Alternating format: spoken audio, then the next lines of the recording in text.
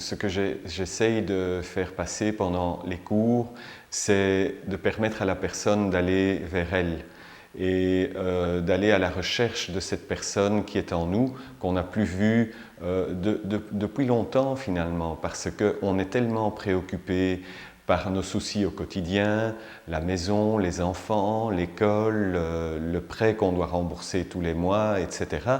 Et donc finalement, on arrive à s'oublier complètement et à ne plus avoir d'existence, jusqu'au moment où le corps se rappelle à nous. On attrape des maux de dos, des problèmes de santé, des problèmes dans le corps, et c'est là qu'on se rend compte qu'on n'a pas donné suffisamment d'attention. Finalement, le corps, c'est peut-être comme un jardin. Si on ne s'occupe pas du jardin, ben les fleurs, elles ne vont plus pousser, les arbres vont dépérir. Et le corps, c'est la même chose. Si on ne s'en occupe pas, et ce qu'il y a à l'intérieur de ce corps, si on ne s'occupe pas de tout ça, eh bien, à un moment donné, il dépérit, il donne des messages, et le corps est très doué pour ça. Ça se transforme en maladie, et finalement, le but au départ du yoga, c'est vraiment la santé à la fois du corps et de l'esprit. Par une pratique régulière, à la fois les asanas, mais aussi la respiration, le pranayama, l'hygiène alimentaire, l'hygiène dans le comportement, etc., nous permet progressivement de nous retrouver. J'ai remarqué que dans beaucoup de cours qui sont donnés actuellement, on n'insiste pas suffisamment sur la respiration.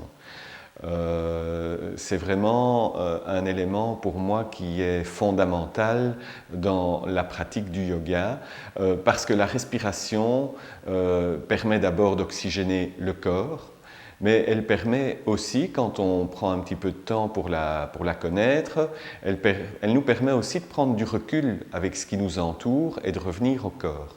Et donc, c'est à la fois important pour se sentir bien dans le corps, pour le nourrir parce que le corps a besoin d'oxygène, mais aussi pour faire les asanas, les mouvements, les postures et aller vivre cette posture. Parce que sans la respiration, à un moment donné, on est figé.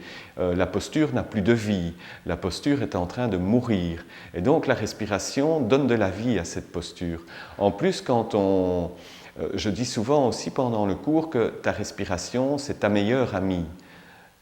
On peut avoir des amis dans la vie au quotidien, mais la respiration, c'est ta meilleure amie. Parce que le jour où elle te quitte, que se passe-t-il? L'histoire est terminée.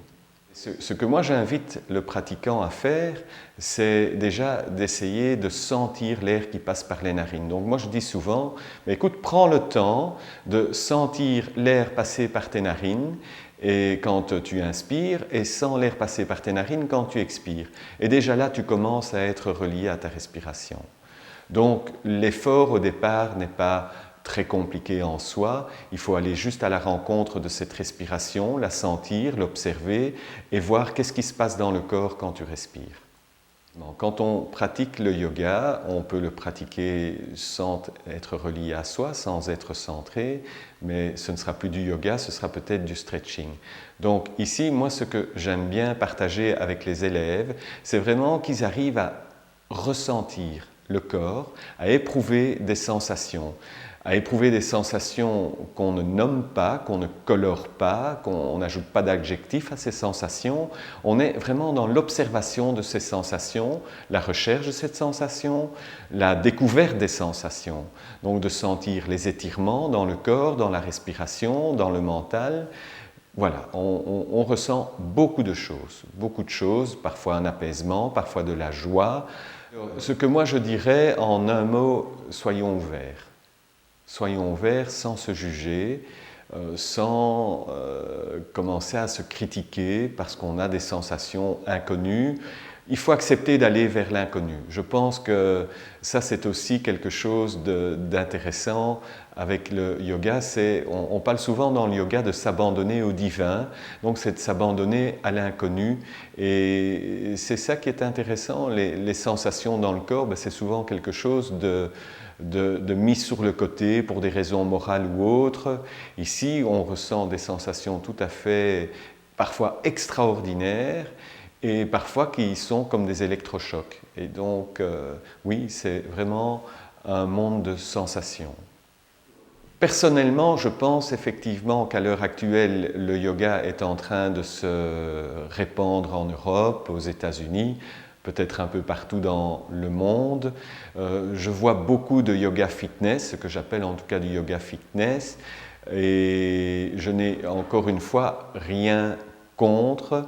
Ce que je vais spécifier pour ma part aussi dans certaines pratiques, c'est que nous sommes effectivement des Occidentaux, nous ne sommes pas des Indiens. Donc il faut que les Occidentaux trouvent leur place là-dedans, trouvent leur compte. Donc moi, ce que j'essaye d'inviter le pratiquant, c'est à accepter d'avoir plusieurs façons de voir une situation, un événement, quelque chose, pour mettre plus de clarté. Parce que souvent, notre relation à un événement est colorée, soit par les médias, par nos lectures, notre éducation. Et finalement, le yoga, c'est une nouvelle éducation, c'est une nouvelle façon de voir les choses, de voir le monde. Et donc, oui, ça peut être compatible, parce que je pense qu'on est capable d'accéder à cela. Ce qu'il faut, encore une fois, c'est de l'ouverture et non pas, avec le yoga, de rentrer à nouveau dans une fausse identité en disant, voilà, je fais du yoga, donc je suis le yoga. Mais non, non, non, non. Il faut vraiment, comment dirais-je, dire, je suis Alain, je partage des moments de yoga et je suis aussi un occidental avec une éducation occidentale, donc je dois pouvoir accepter deux modes de réflexion et de trouver mon équilibre là-dedans, de trouver vraiment mon équilibre. Donc je pense que le yoga peut rentrer en Occident si on accepte l'ouverture et l'équilibre.